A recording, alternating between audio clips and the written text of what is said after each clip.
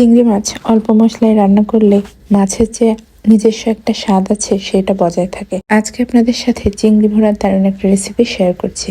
তো প্রথমে মাছটা কেটে ধুয়ে পরিষ্কার করে নিয়েছি। এবার লবণ হলুদে মেখে রেখে দেবো 15 মিনিটের জন্য।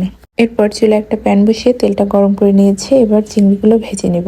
আর এক পাশ ভাজার জন্য সময় নেব 40 সেকেন্ডের মতো। 40 সেকেন্ড ভেজে নিয়ে তারপর আবার অপর পাশ উল্টে আবারও 40 সেকেন্ডের মতো ভেজে নেব। কারণ চিংড়ি মাছ বেশি সময় নিয়ে ভাজলে এটা শক্ত হয়ে যায়, খেতে একদমই ভালো লাগে না।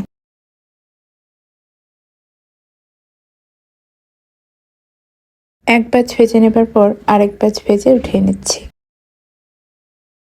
মাছটা ভেজে তুলে রাখছি। আর ওই একই তেলের মধ্যে আরেকটু তেল যোগ করে দিয়ে দিচ্ছি পেঁয়াজ কুচি এবং ফালি করে রাখা কাঁচামরিচ। দুইটা উপকরণ যখন নরম হয়ে আসবে তখন এর মধ্যে যোগ করছি পেঁয়াজ বাটা। চাইলে আপনারা এর মধ্যে আদা রসুন বাটাও দিতে পারেন। এ পর্যায়ে যোগ করছি গুঁড়া মশলা। এখানে আছে হলুদের গুঁড়া, জিরা গুঁড়া, ধনিয়া গুঁড়া, মরিচের গুঁড়া এবং স্বাদ মতো লবণ। সবগুলো উপকরণ ভালো মতো মিশিয়ে নিয়ে কষিয়ে নিয়েছি। আর মশলাটা যখন ভালো মতো কষানো হয়ে গিয়েছে তখন আমি ভেজে রাখা চিংড়িগুলো এর মধ্যে দিয়ে আরেকটু কষিয়ে নিচ্ছি।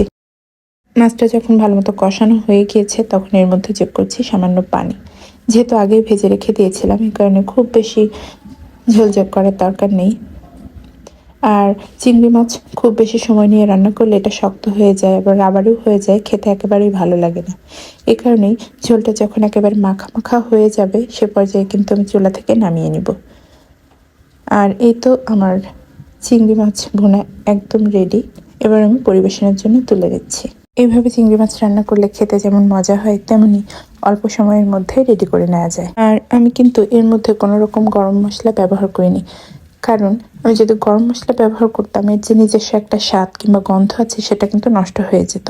চিংড়ি মাছে যত কম মশলা ব্যবহার করবেন এর টেস্ট হবে তত ভালো।